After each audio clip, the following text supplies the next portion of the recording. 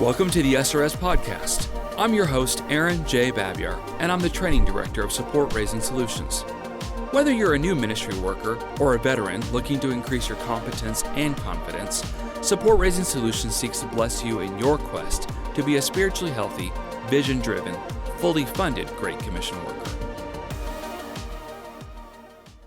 My guest today is Joseph Murphy. Joseph, of course, works with CCO, and he has been a guest before on the SRS podcast, and he always brings some great wit and wisdom and just adds some good information to what has become quite a library of podcast episodes. So, Joseph, my friend, welcome back to the SRS podcast.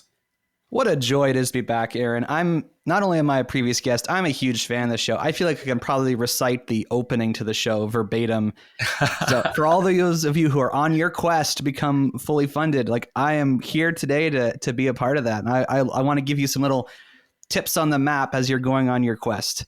Very cool. Now, of course, Joseph, you work for CCO and you coach and train others that raise support within your organization. But before we dig into some of the information that I'm certain will be helpful for our listeners today, let's tell everybody about you. First of all, you live in Canada, and at the time we're recording, Canada isn't as locked down as the US or some other countries are, but it's definitely more stringent in some of the rules and regulations currently as we all fight the global pandemic. So what does that mean for you in your workflow and kind of your daily routine?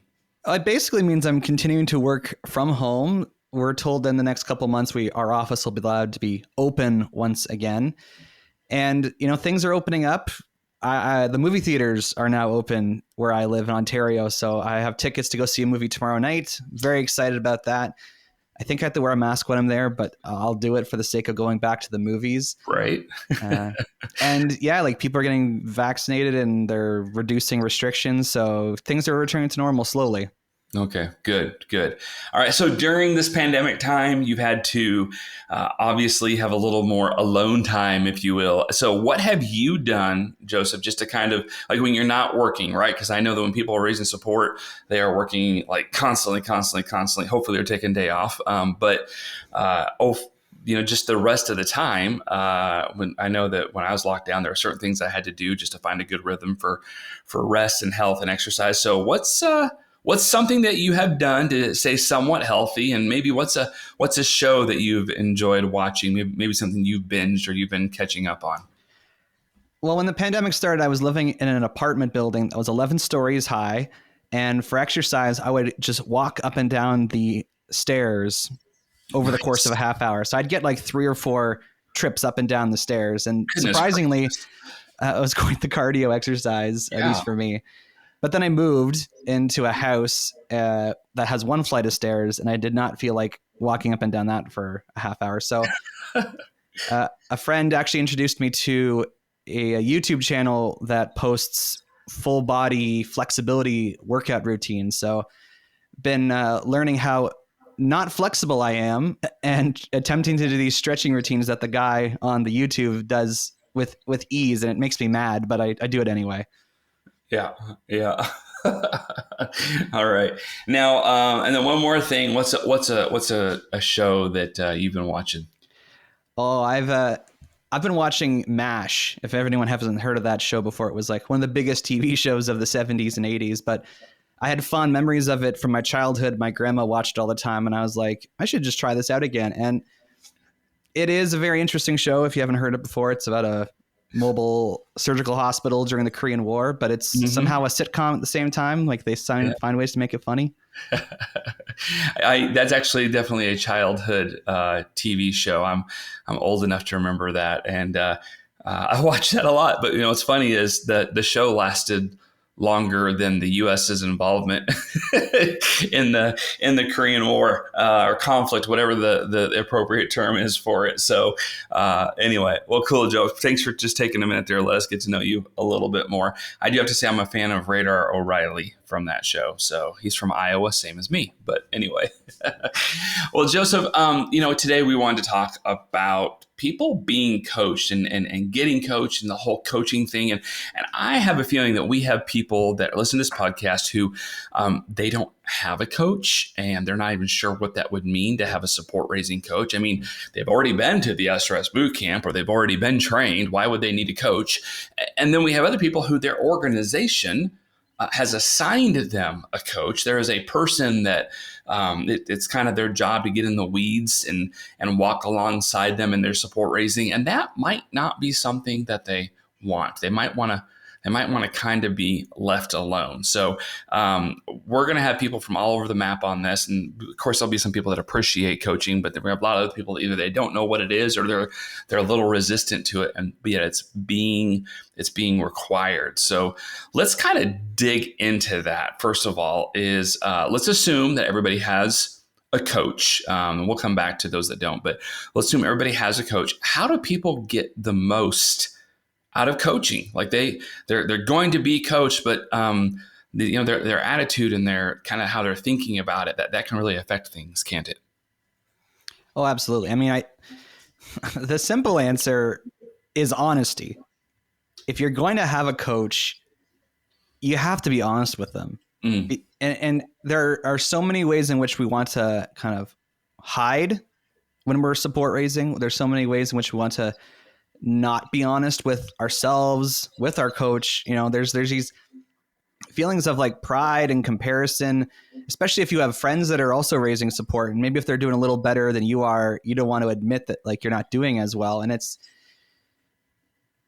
honestly, like from my experience being coached and then being a coach, I can honestly say, just be honest. Tell the person how you're actually doing, because hiding the truth isn't going to get anyone anywhere fast.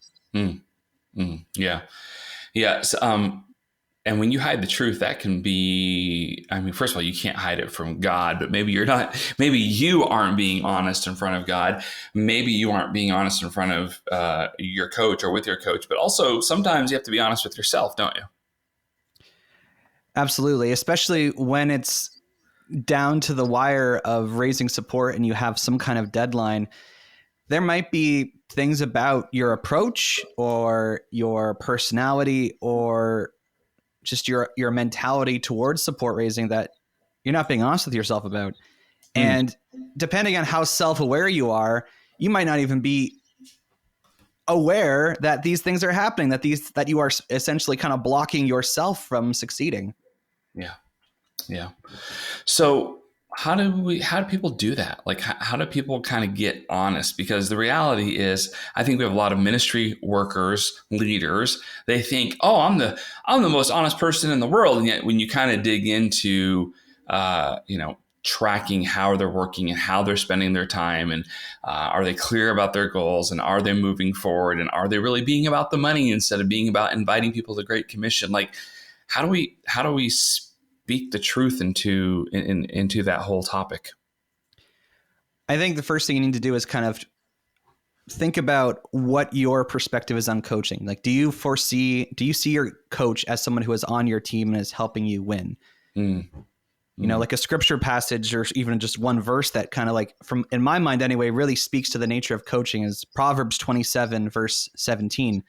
It's a very famous one. It says, as iron sharpens iron, so one person sharpens another. And for me, this is at the heart of what support raising coaching can and should be. You need to be able to think and see your coach as somebody who's going to help you become sharper, better, and the most full version of yourself. And you can't do that. They can't sharpen you if you're not actually being honest with them about what you're experiencing in your life. Wow. Can I bring in some personal experience on that, be on the other side of that? Of course. Yeah, for sure. Many years ago, I was what you might call an assigned coach. I was doing some support raising coaching with an organization, and there were several people that I was supposed to be coaching, but they weren't being honest with themselves, first of all. And then secondly, they weren't being honest with me. And then they didn't believe really even in our relationship per se. Like they like, I could tell, like if they're supposed to send me something, they may or may not get to it. They would get to it late. There weren't good organizational controls. Those were beyond my capacity or my responsibility. But they'd show up late to a phone call. They wouldn't be fully honest. Like they were like, I guess it's like the relationship was forced. And so they had a real begrudging attitude.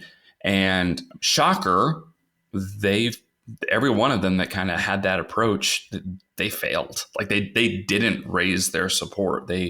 There was a lack of honest, open communication. There was a lack of response when things were pointed out that might need improvement and worth working on. And I'm not going to say that I was the perfect coach. I certainly wasn't. I'm a lot better at coaching now than I was years ago. But when I was first getting started, that made matters worse for me, because it was like there was this, hey, you inherited this relationship with a person that needs to raise their support. Oh, by the way, they have a really bad attitude and they don't want to talk to you.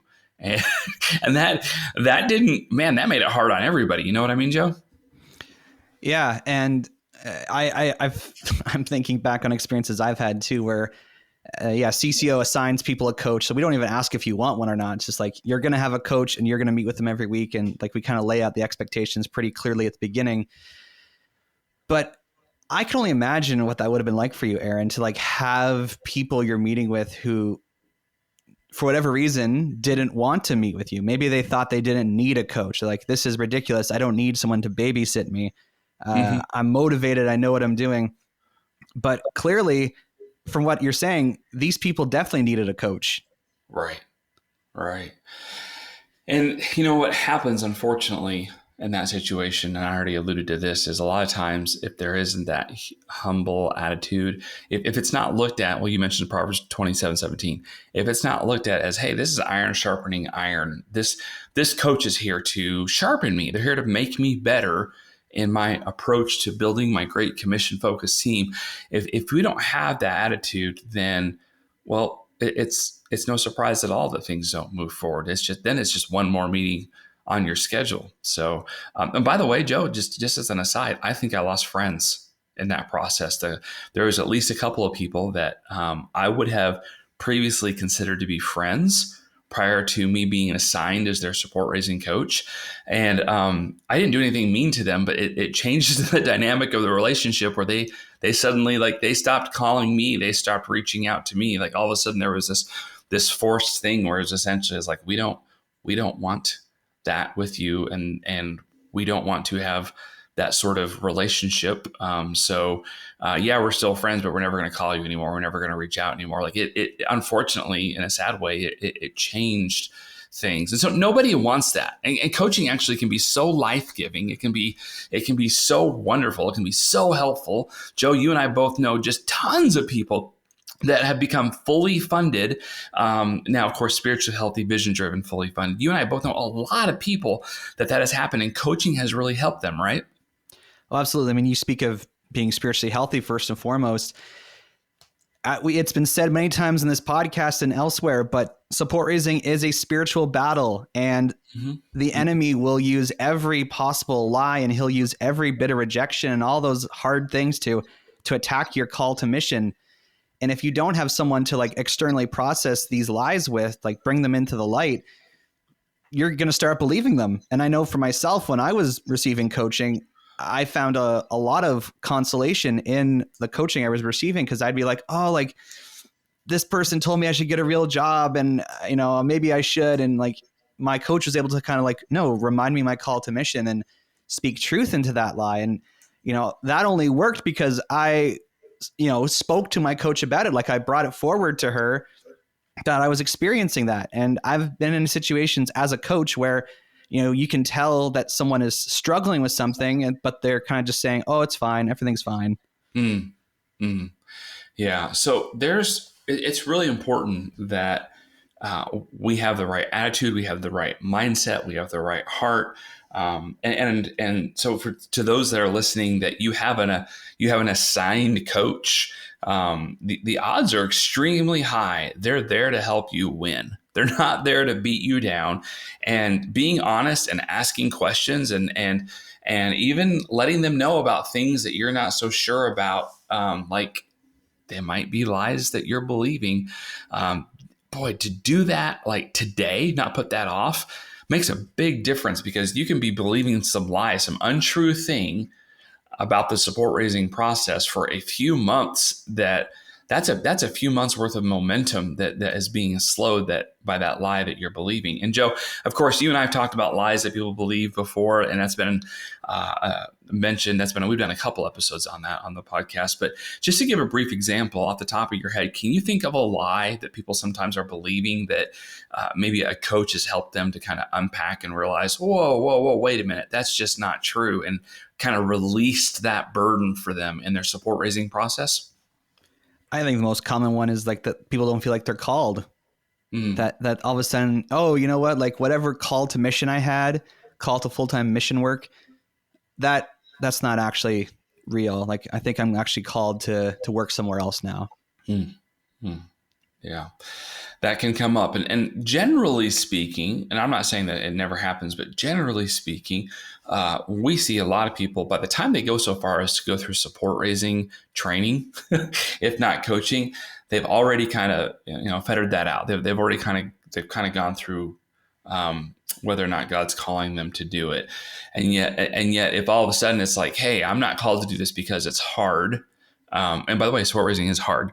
Then all of a sudden it's like, now wait a minute, what changed in your calling? And Joe, I'm reluctant to tell somebody, you're not hearing from God anymore. You're just scared. Like, I don't want to say that to someone. And I don't think I ever have said that, because I don't want to tell somebody what they aren't hearing from God. And yet, boy, to be so late in the, in the process of attempting to go full time into whatever sort of missions that people are going into, to suddenly go, oh, I'm hearing something different from God now that it's hard, now that I have to make lots of phone calls, now that I have to do a lot more self-leadership on my schedule, now that there's all these other difficulties, that kind of throws up at least a yellow flag, if not a red flag of caution, doesn't it? And this is where the importance of vision driven comes in, because as you get into the support raising, people that you thought would say yes are saying no. And it starts to, the fear and the budget driven mentality kind of takes over. And you need someone like a coach there who's going to encourage you through those moments of doubt, and to affirm, it's like, no, like just because this particular family member isn't going to support your ministry doesn't mean that it's the end of it. Like there are, those moments come. And I know I had those moments where somebody I thought for sure was going to support at a large amount said no to support at all. And I just wanted to pull the cord and go, okay, I'm done. Like, this is it. Proverbs 19:2 says, desire without knowledge is not good. How much more will hasty feet miss the way? Joe, as I think about a coach, I think a support raising coach is someone that they're not trying to slow me down, but they're helping me have the right thinking and the proper application of the knowledge I've learned about raising support, and help me actually go towards the target. And so it's a good thing to be moving towards having a coach and using your coach and engaging with them in whatever way that they see necessary. So, by the way, most coaches will just want to meet once a week. Most coaches will have you fill out a weekly report. There's a number of things that most support raising coaches will do. We won't get into all the details of that here, but back to just our general discussion, Joe. So let's unpack a couple other things here as we encourage people to have some healthy reliance, not over reliance, but some healthy reliance on their support raising coach. So one would be this: why would somebody want to be dishonest with their coach anyway? I mean, it all just comes back to pride. Like, you don't want to admit that things aren't going well. If you're anything like me, you want your coach to be impressed by what you're doing. And if you didn't do the work you said you were going to do, or if you are having a rough week, or things you're not feeling very happy, or you don't want to admit that. Again, like you're believing lies. You don't want to speak truth to them, because you don't want to feel like you're bothering the coach by like having to oh, I don't want to have them talk to me about this again, because they're gonna think they're gonna be judgmental towards me for having the same doubt that I had last week. Like there's all these little things that keep you from, and again, it's just more lies if you really think about it. Yeah. Yeah. And so, what can people do to avoid an over reliance on their coach? Meaning, I have seen, I've experienced this also as the coach, where somebody's like, okay, what's A, what's B, what's C, what's D, what's E? Like they want like constant, like me putting the next step right in front of them, and I'm trying to help them learn the steps and to take healthy steps, but to not be the person that needs to, do 5 or 6 phone calls per day. So what can somebody do to help avoid that over reliance on their support raising coach? I think the biggest thing is like setting clear expectations of what the coach will and won't do, so that that individual support raiser can understand, okay, this is what the coach is going to be able to do, especially if it's from someone from outside your organization, because they'll most likely have clear availability written down. They'll most likely say, this is when you can reach me, because you're not their only priority. They have other people that they're coaching. Mm-hmm. Mm-hmm. So this takes some self-awareness, admittedly, but finding out what is it you specifically need to thrive in support raising. Like, do you need someone checking in with you every day to make sure you're making the phone calls? Do you need someone to be your texting buddy every time you have an appointment? Yeah. If that's the case, great self-awareness, but don't expect your coach to be that person for you. Yeah. Yeah. And now I do have to say, though, that your coach probably wants you to call them if you're hitting like a crisis point. I mean, if you have a meeting that just goes terrible and it makes you feel like you got ran over by a truck and you're not sure what's going on, okay, call your coach for sure. But also, I've heard from too many people that even had a coach and they had a rough circumstance, or something didn't go right, or somebody said, I'm not your friend anymore, which almost never happens. But, on that rare occasion that somebody has a rough meeting where they go, oh, I'll just wait until I talk to my coach again a week from now, and I'm just going to sit here and limp along and not do anything the rest of my week because I feel bad. Okay, then you're not reliant enough. So have a healthy balance where if you are having a difficult time, you reach out to your coach, but also have enough self-leadership that you know how to work your days and plan your days and move towards your goals without necessarily someone needing to hold your hand. Is that fair, Joe? Yeah, and get some peer support. Like if you go to an SRS bootcamp, you're going to be at a table with a bunch of other ministry workers who are raising support. Get their contact information. Like keep in touch with someone. Maybe they'll become like your accountability partner that you check in with on a daily or however often basis.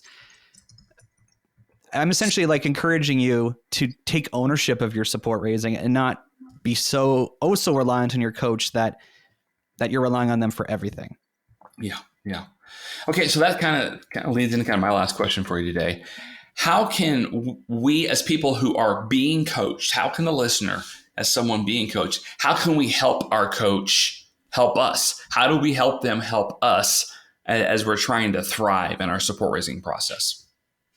I'm going to sound like a broken record, but it just honestly being as honest as possible, even if you're having a terrible week and you're feeling completely low and you feel distant from God, your coach loves to hear that. Not because they like hearing that you're distant from God, obviously, but they love it when you're real with them. My own experience, again, as a coach, I would always prefer someone tell me they're having a hard week and be honest than to lie to me and say that things are going well, because it's just practically when you're reporting up the chain and people asking, how is so-and-so doing?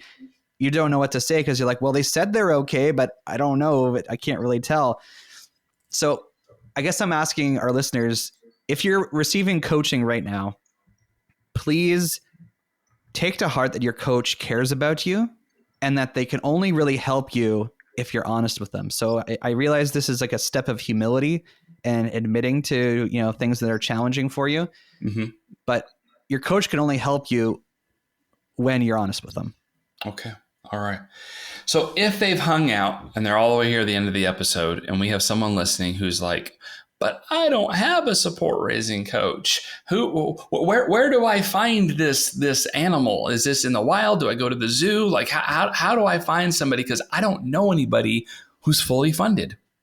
Well, you should certainly as you just alluded to, whoever provides you with coaching should be somebody who has support raised before and should be somebody who got fully funded, because they're the people who are going to know how to do this.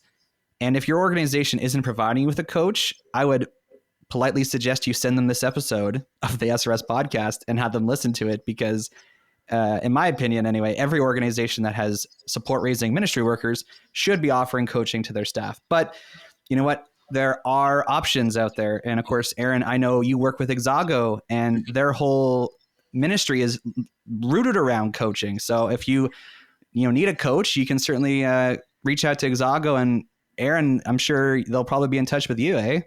Yeah, definitely. And Exago is not the only organization that offers support raising coaching. Or I guess we should call it third-party support raising coaching. And there are others. It's just the one I know most intimately because I helped launch Exago back in the day. But also within that too, I think one of the things that you touched on, Joseph, is people need to look. They need to find somebody. And I love what you said about find someone who's actually been there and done that before.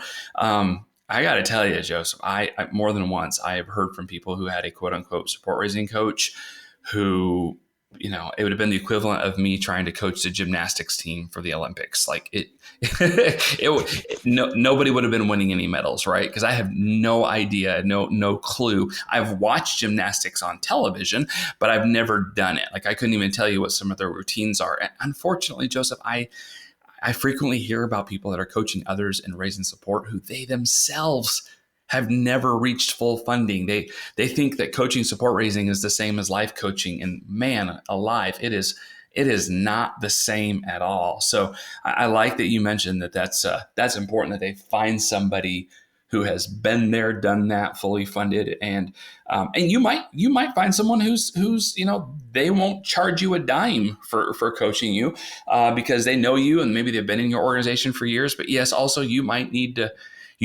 find a third party to do it to help you with that. So, well, Joseph, you know that I like to close these podcasts. I like to give the guest the final word of wisdom, so to speak. So I'm certain that you've been saving up and you got some truth bombs to drop on us here. So what is your exhortation to our listeners today? Well, as you were just speaking, I have to put this out there. I have heard people who have worked in marketing, sales, third party, direct door-to-door canvassing. People talk about, you talked about support raising, and they assume it's the same thing. And they're like, I know what I'm doing because I've done sales before. And I can't emphasize this enough. Support raising is not a direct comparison to any kind of sales or marketing stuff. So if you are looking for coaching and that's their experience, they're not going to be a good fit for you in support raising. So please keep that in mind. And I'm thinking of the movie Toy Story here because it's to quote the character Woody when he, they're looking about moving and he says if you don't have a moving buddy, get one. And I'm like, if you don't have a support raising coach, get one. It's a non-negotiable. And again, please take to heart what coaching should be. It should be that kind of iron sharpening iron relationship where this person is helping become the fullest version of yourself and the great commission worker that's going to help change the world. Yeah, good word. Joseph, thank you so much for once again being on the SRS podcast. Always a pleasure.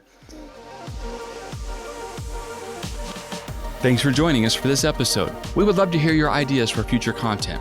Please visit supportraisingsolutions.org/feedback to share your thoughts and questions. Also, wherever you download your podcast from, be sure to subscribe for future episodes and come back each week to gain more insight into the process of building and maintaining your personal support team.